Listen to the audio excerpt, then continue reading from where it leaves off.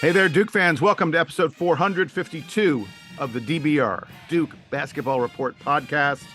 We are here for your listening enjoyment as the Duke season creeps ever closer, swiftly getting closer. In fact, the Blue Devils played a very, very good, very significant opponent this weekend. Just none of us got to watch it.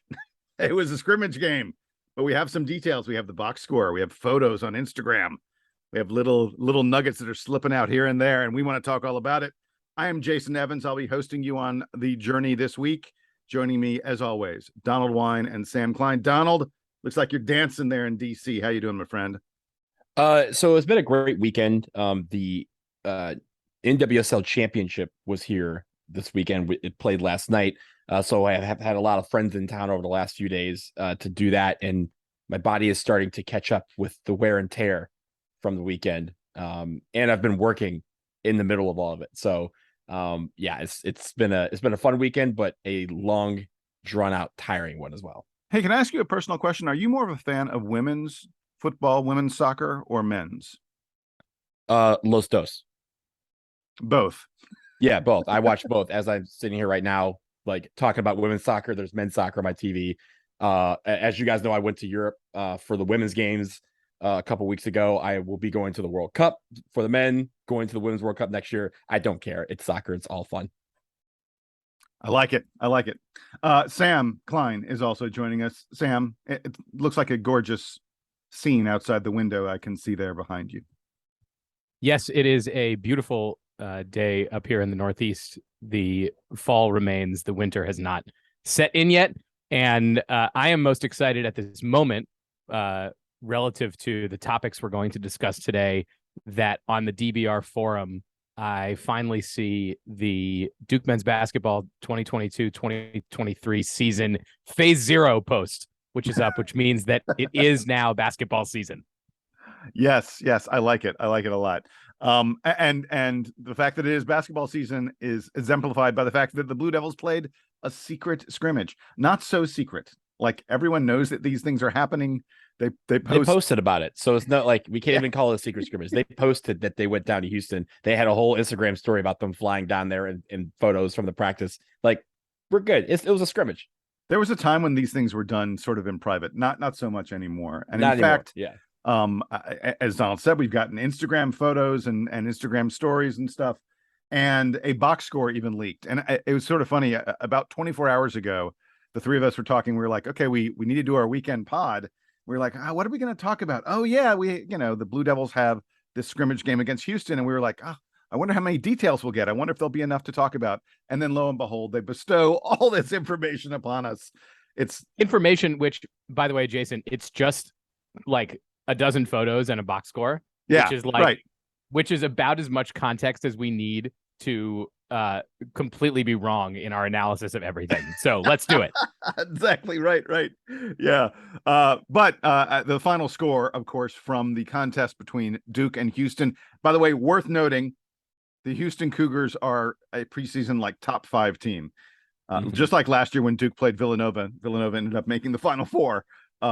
Houston is an outstanding basketball team, a very, very experienced team full of lots of juniors and seniors, guys who have played at a high level in the past and will be expected to play at a high level in the future. They have in Marcus Sasser, one of the leading National Player of the Year candidates. He played really well against Duke, at least according to the box score. But anyway, the Blue Devils lost that game 61-50. They played a 20-minute half, followed by a 12-minute partial half. That is very much in line with what Duke did a year ago against Villanova. After that, they had a number of sort of situational scrimmage kind of activities that they did.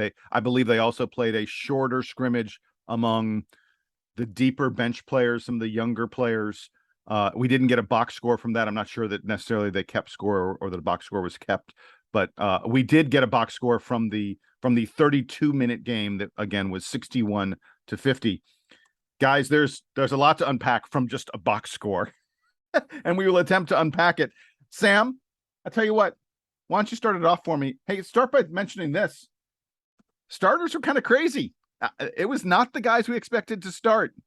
No, and part of that, of course, is the fact that two of Duke's presumed starters, Derek Lively and Dariq Whitehead, were missing from this game. The top two players in the high school basketball class, so they might have had an impact on the game. Exactly. So Jeremy Roach and Kyle Filipowski were starting. I think that the consensus has been that those two guys are pretty much locked into starting roles. Jeremy Roach probably the most. Kyle Filipowski, I suppose, if he is underwhelming throughout the early part of the season, could get replaced, but they're in pretty solid position for starting roles.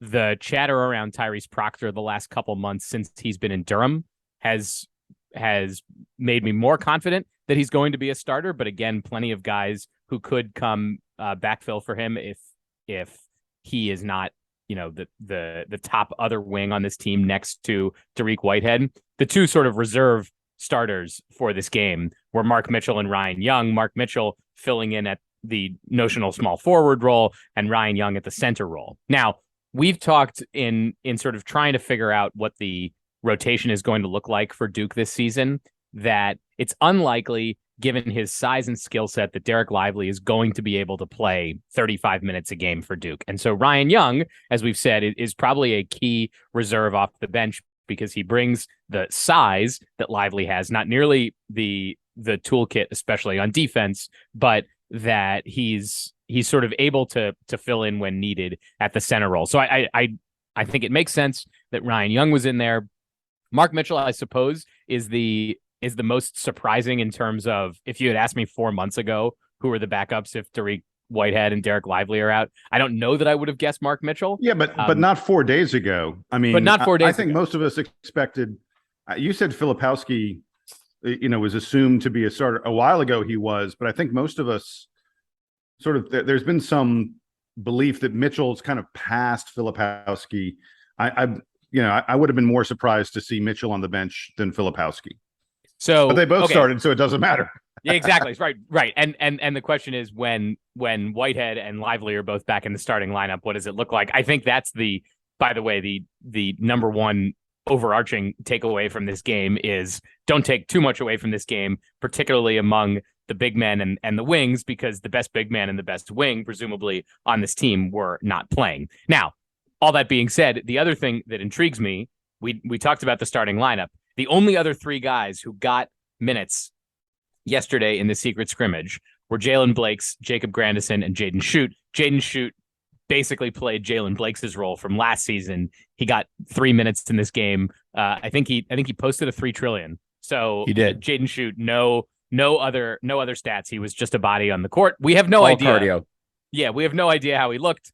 We have no idea how any of these guys looked. But this is sort of a preview of maybe the ranking of the rotation. I will say the other sort of interesting note, those three the three guys that came off the bench, Blakes and Grandison, got similar minutes to a couple of the starters. So I don't know if you want to read deeply into that. I don't know that there's much differentiation between them. And it seems like Proctor and Filipowski also didn't get that much playing time, or they got similar playing time.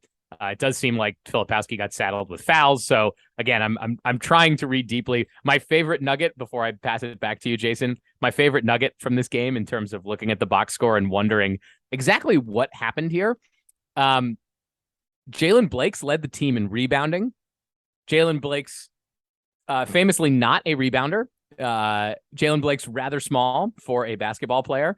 And so I propose to the two of you, how many times, and maybe this is a stats game element that we do this year, how many times this season will Jalen Blakes lead the team in rebounding? For me, I don't think we should make this a stats game. I think this is going to be a very rare occurrence that we see Jalen Blakes leading the team in rebounds.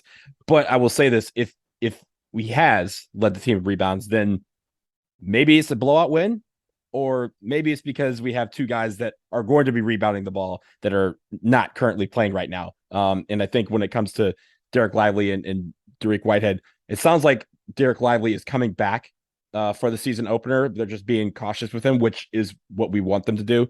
Dariq Whitehead's maybe a couple weeks out. They're targeting possibly the Kansas game, but if not, shortly after the Kansas game for him to come back. So I think if that's the case, then we're going to need other people to step up in key places. I wouldn't think Jalen Blakes would be the one to step up in rebounding, but that's the kind of, that's what we're going to need for the next couple of weeks to kind of fill in these gaps while our starting lineup kind of gets back to 100%. So, guys, I think there are a number of things that we can take from this box score. And let me run through a few of them. I mean, first of all, you guys are right about the rotation in terms. I think it's hard to see Jaden shoot unless something crazy happens, having a huge role for this team. I was pretty surprised that Jacob Grandison didn't play quite as much as we would have expected and didn't start. But on the other hand, I think a lot of that may have been, I mean, he's the most experienced player on this roster. John Shire probably knows what he can get from Jacob Grandison more than anybody else on this roster. And other than maybe Jeremy Roach probably, but so I think it's very possible that they decided, look, let's see other guys more than we need to see Grandison. But the big thing I take away from it is that Shire went, 7.5 deep with two of his best players, arguably two of the top 3, top 4 players in the team missing. Those guys are definitely going to play. So, there's been a lot of speculation. Oh, how much is John, how deep is John Shire going to play as a coach? And there's been a lot of talk. Oh, maybe he's going to go as much as like 9 deep. I think we've got some pretty good evidence here that he's looking at a 9 deep kind of rotation, which is different from what Coach K gave us. The other stuff that we get from that box score is, I love that Ryan Young got to the free throw line a lot. Ryan Young, was Duke's leading scorer in this scrimmage, and just knocked down a ton of free throws. And we expect that to be the kind of role he's going to play for the Blue Devils. He got 10 free throws, hit 8 of them, and ended up with 14 points. I think that's great to hear. I like that Mark Mitchell was second on the team in rebounding, second on the team in points, had a really efficient game. He was the only player on the team to hit better than 20% of his threes. We got to talk about those 3-pointers. This was troubling. Duke was only 2 of 17. 2 of 17 from 3. Not a good number. We need to be better than that. And the 2 biggest culprits were Kyle Filipowski, who was 0 for 5. Jeremy Roach was 1 for 5. Tyrese Proctor 0 for 3. Those guys are just going to just have to shoot better. I like that Filipowski attempted 5 3-pointers and that he attempted 10 shots. I like seeing him being aggressive like that. There's been some video we've had, from scrimmages and other stuff of Filipowski where he's looked a little more deferential. And I want the Kyle Filipowski that's out there trying to put up a lot of shots. And he's capable of hitting 3-pointers. So I've got no problem with him taking 3-pointers. I do want to note about a Flip that he grabbed 3 offensive rebounds, led the team in offensive rebounding. And I've noticed on some of the practice videos, he seems like a good opportunistic offensive rebounder. Tyrese Proctor really struggled. 1 for 5 from the field, didn't hit any 3-pointers, 3 turnovers, and he played the least minutes of any of the starters. And then the last thing I wanted to note was that Jeremy Roach, really good in the blue-white scrimmage, hitting 3-pointers, didn't hit his threes in this game, but he also fouled out. He only had 1 assist. And one of the keys for this team is Jeremy Roach facilitating for other people, or is he, primarily facilitating for himself? In this scrimmage, it looks like he was primarily facilitating for himself. I'd like to see that be a little more mixed, a little bit more. And I have to wonder, I'm starting to think that maybe Tyrese Proctor and Jalen Blakes are really the point guards in this team, and that Jeremy Roach is, at least at the moment, playing more of a wing off the ball kind of role. Yeah, I think when it comes to Tyrese Proctor, some of the nuggets that we've seen on the internet, from chat rooms and forums to, tweets, it sounds like Tyrese Proctor is the one that the team looks more capable with the ball in his hands. And with him initiating the offense and running the point guard role, I think we see a little bit of that in the first part. I don't think it's going to be 100% the ball in Tyrese Proctor's hands as we start the season. I think you're going to see Roach, Blakes, and Proctor all get their shots. But I think the eventual assumption is that, we gravitate towards an offense where Tyrese Proctor mostly has the ball. The other thing I want to talk about was the 3-pointers. JC, you pointed out we went 2 for 17. And when you're shaping a team to be a 3-point shooting team, that's going to happen. but the hope is that not everyone has an off day shooting at the same time, like they did in this particular scrimmage. But again, that's going to happen from time to time. I don't want to say we're going to live by the three, die by the three, but that is going to be times where we're going to have to figure out how to generate offense when our 3-point shots are not coming down. And all of these guys, right? Like Jaden Shute could go off and go 5 for 5 one night, and the next night he could go 0 for 5. He's got to figure out how to generate offense and create points, even if he's not shooting the ball well. And all these guys are going to have to figure out maybe in a way to try and make this puzzle work where not everyone is having the same type of off night at the same time. Donald, I'm not sure if Jaden Shute is going to produce much offense on this team this year if he is only getting 3 minutes in a scrimmage where 2 of the starters are out. But I'm open to changing my mind a lot about this team as the year goes on because of all the not just youth but new guys who are around on the bench and I guess it's on the bench, but depending on whether they're in uniform or whether they're in polo shirts, be it coaches or players. The other thing that I would note here in terms of the poor shot making it seems was going on is that Jeremy Roach got 13 shots, Kyle Filipowski got 10, and I would like to read into who's taking a lot of shots. John Shire clearly is telling Jeremy Roach, create offense, like make things happen. He doesn't have that many in the assists and turnover numbers, so maybe he was looking to shoot more than he was looking to pass, which I would find surprising, I guess, for Jeremy Roach. But if that's what Shire is telling him to do, then there must be some reason that he's trusting him. And look, Duke will have off shooting nights. That's not a John Shire era thing. That's not a not having Zion Williamson thing. That just happens. They're just a basketball team. So I don't want to project that I'm so worried about this team because they happen to have a poor shooting night, not under the lights against a very good team. Like none of this really matters. What is interesting to me is that Roach and Filipowski took a lot of shots, which means they will probably continue to take a lot of shots. Sam, one thing you just mentioned there about assists and, how are we creating offense and such. One fun thing that we should consider for our stat game is how many assists does Duke's leading assist guy have? Because I think the number may be shockingly low. Possibly, right? Like I'm not sure. You're talking about raw numbers, like, or are you talking about assists per game? Assists per game. I mean, look, they translate the same way, but assists per game. Like it is possible that Duke's leading assist person this year averages less than 4 assists per game. I think that's possible, which seems, pretty remarkable. Which is okay if you're spreading the ball around, right? One of the key stats that we had last year was, assists to made buckets. And, you want that number to be that ratio to be sort of high, close to like 60-70%. 4 assists on 23 made baskets. That's not getting it done. But that also was because we weren't shooting the ball well. And I'm sure, a lot of these passes or these 3-pointers were generated from the dribble. A lot of them are probably created off the pass. But if you don't make it, you don't get an assist for it. But the one thing that I'm going to be looking for in the first part of the season, with all these kind of shifting around of who's coming in off the bench and whatnot, I want to see, and you guys know I'm a Detroit Pistons fan, who's going to be the Vinnie Johnson of this team? Who's going to be the guy that could come off the bench and generate offense quickly?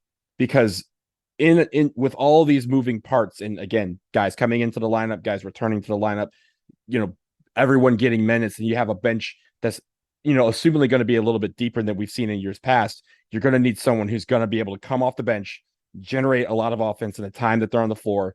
And that way, when they get off the court, they can be efficient. So I'm looking to see who that's going to be. And I think that could change from night to night.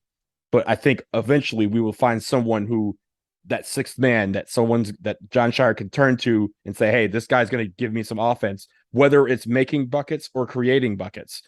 And I'm looking to see who that's going to be as the season starts.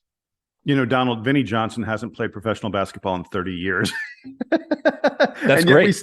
We're still bringing the man up. The microwave still lives. The microwave. Hey, everyone has a microwave in their house, right? So Everyone understands the importance of having a microwave on a team. I have one friend who doesn't have a microwave. They cannot be trusted in a crisis. No microwave in his home. makes popcorn on the Can't trust stove, him. reheats everything in the oven. It can be done, but it's annoying. That's kind of crazy. All right, guys, we got anything else on this game? We're gonna move on. We have to take a little bit of a break here. We're gonna move on, and when we come back, the Blue Devils have another exhibition coming up, and this time we're gonna get to actually watch it. Details of what we're hoping to see when the Blue Devils take on Fayetteville State after the break.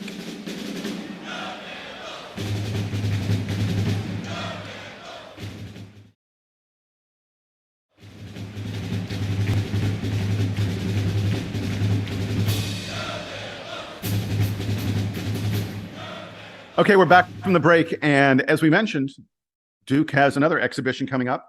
It'll be a chance for all of us to get a little bit more of a peek at the Blue Devils. It'll be an official exhibition as opposed to one of these sort of secret scrimmages. Duke will be playing Fayetteville State on Wednesday, and Duke does these every year. A Division II opponent, a pretty good Division II opponent. Fayetteville State was 21-9 a year ago. They went 13-3 in their conference. This is a team that knows how to win.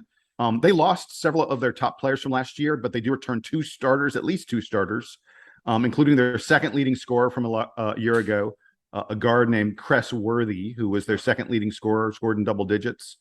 And look, like usually happens against these Division II opponents, Duke's gonna be playing a team that isn't very big. They've got one guy who's 6'9", but other than that, most of their players top out 6'6", 6'7". Tough to say a lot in terms of previewing Fayetteville State because just like at the Division I level, there's lots of transfers. There are lots of new guys on their roster, not a ton of guys coming back. Anyway, Donald, why don't you tell? It's not as much about, hey, what's Duke going to be facing as it is what's Duke going to do, right? I mean, obviously we are one of the top teams in Division I. A Division II team probably isn't going to compete very well. What are you looking to see from Duke, and what do you think Fayetteville State will present in terms of opposition? Yeah, I think when it comes to first off, from Duke's side, I think I want to see them, be more efficient on offense. I want to, for us, obviously we did get to see the scrimmage over the weekend. And like you said, Jason, this is the first chance for us to see them play another team. So I want to see how that works, with one ball, so to speak. How do they, work together on offense? How do they work together on defense? What some of the lineup combinations are going to be. Obviously, we're going to be missing two key players this weekend or this week. So I want to see how those combinations go. And at the end of the day, I'm hoping we'll see Lively. I think it's not impossible that we'll see Lively. That'd be great. It's not impossible. Yeah. And maybe we see him for a cameo, but I'm not expecting it.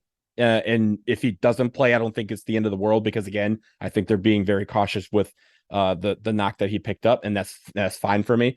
But I think, when it comes to Fayetteville State, there's a couple of teams that they played last year where they just gave up a lot of assists.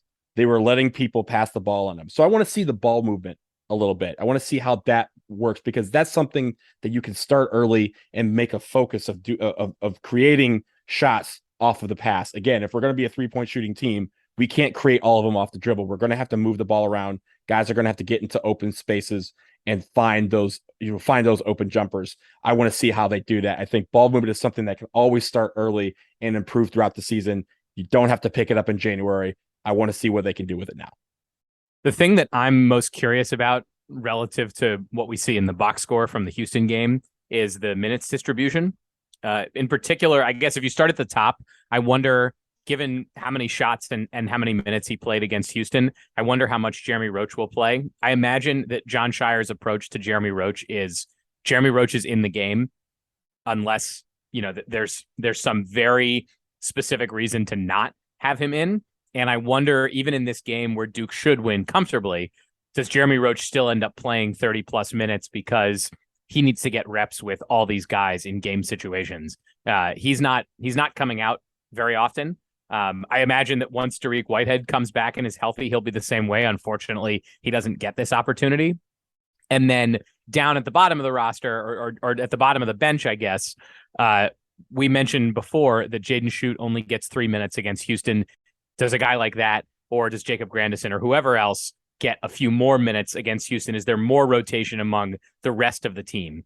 I'm not so much concerned about the the actual statistical output, Duke is likely going to have Fayetteville State, well overmatched at every position, lots more size, etc. All the same things that happen every year against the Division II opponents. So what are the rotations, and how does John Shire sort of use different pieces of this roster in combination with each other?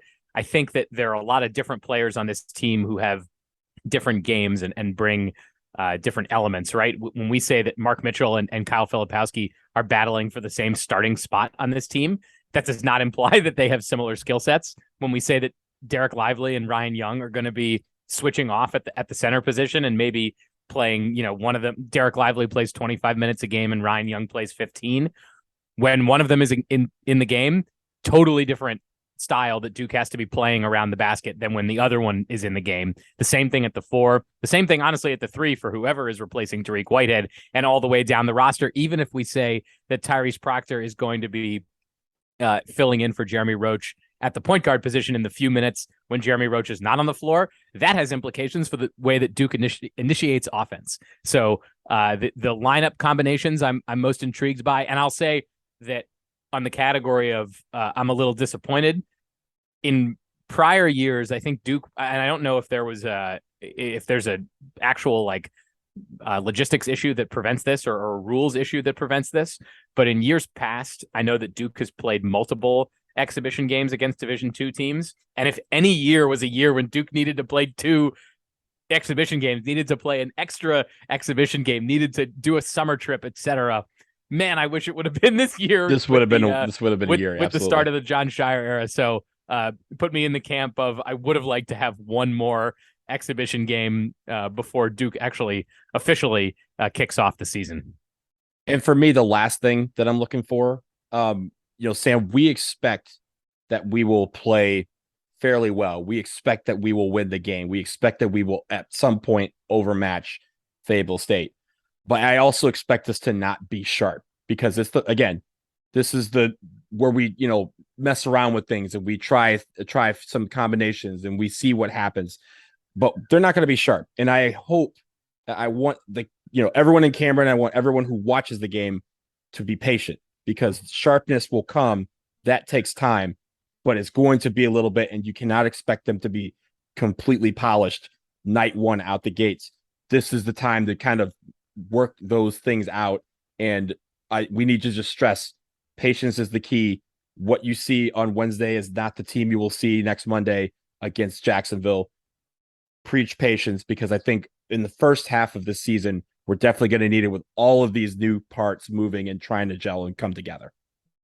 Guys, y'all are right to preach patience, and I'm going to preach something else. It's shot selection. I really want this Duke team not to settle for the first three-pointer that they can find. I think that's something that at least the stats and what I saw in the blue-white game showed me, that this team, they like to shoot threes. They have a number of guys who are capable of shooting threes. Three-pointers are super efficient, really good shots when you hit them. And so far, they've struggled at hitting them a little bit, but I really, really want this team. I want to see them working the ball better against Fayetteville State, and I want to see them getting good shots. Don't take the first three-pointer that comes available. That's the biggest thing that I think this team needs to work on. And I think a lot of that is a function of them being, new to each other, new to college, and, not necessarily being confident. If we don't have the first shot, we'll find another one. So once they find one, they go, okay, we're just going to go and take this one. So, and by the way, you'll be able to see that. You'll be able to see the shot selection, whether they're playing Fayetteville State or whether they're playing a better team. I don't think that the quality of the opponent necessarily dictates shot selection. So I think it's a good thing to look for against a team like Fayetteville State. Yeah, I think shot selection, when you're taking the first shot, I think you're going to see a lot of that on Wednesday. You may even see a lot of that on Monday.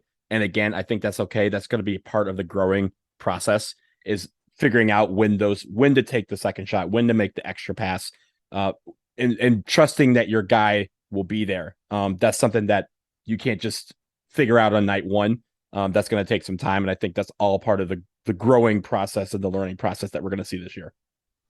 One last thing before we go, we do want to make a statement about something. It regards a member of the Brotherhood who sort of persona non grata at this point. Donald, I'm gonna let you take the lead on this. Go ahead, my friend.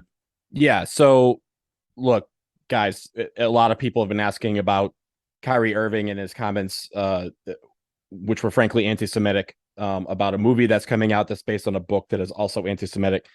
And we're here to tell you that we're not going to talk about Kyrie Irving straight up. Like, that's just not going to happen. And it's not necessarily because we don't want to discuss what he has said, but he is not worth discussing on this show at this point. What he's been doing is frankly unacceptable, and I won't stand for it. I know Sam and Jason have been kind of going through it with the most recent thoughts, and at this point, we don't really have anything to say about Kyrie Irving except to say that he's just not going to be discussed in general. Yeah, thank you, sir. I concur.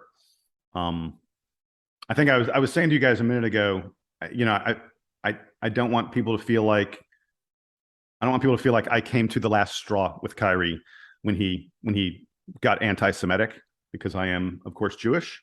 But it's just been building for a while on a lot of different fronts. And look, I don't care what Duke University does about him. Whatever, it's fine. But I'm done with him. If we have a draft of Dukies in the NBA, I will not be drafting him. I'm just done with him. I've had friends who are fans of other teams, other schools over the years be like, don't you think Kyrie's kind of a knucklehead?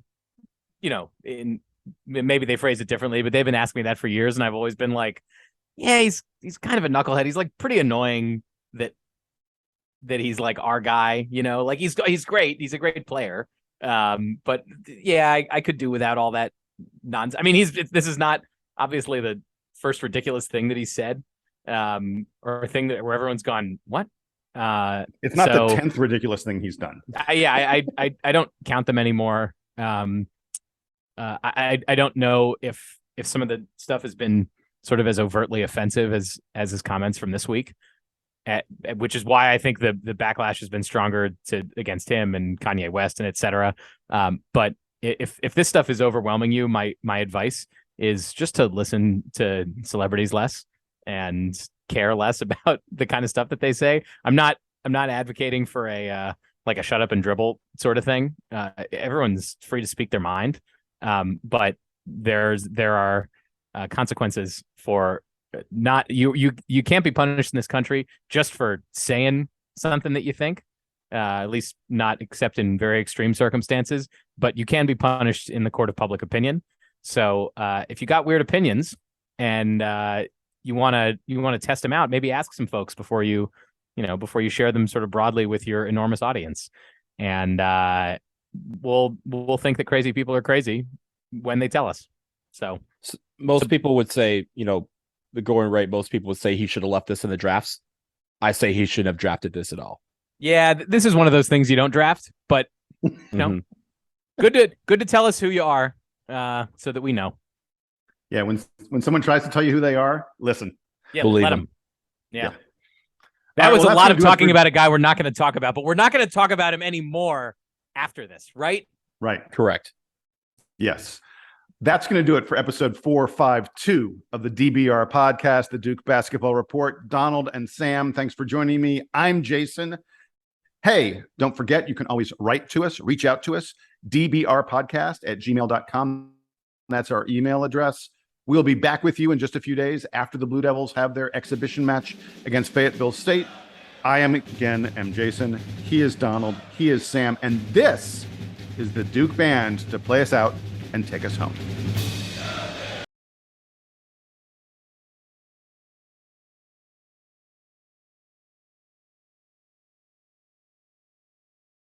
How was breakfast, Mr. Klein? Delightful. Still in your mouth. Huh? Still in your mouth. No, I'm having my traditional post-breakfast dessert, which is frozen Thin Mint flavored pretzels. Covered in chocolate, yes. That's Yep. the Thin Mint part, yes. Yep. They're pretty good.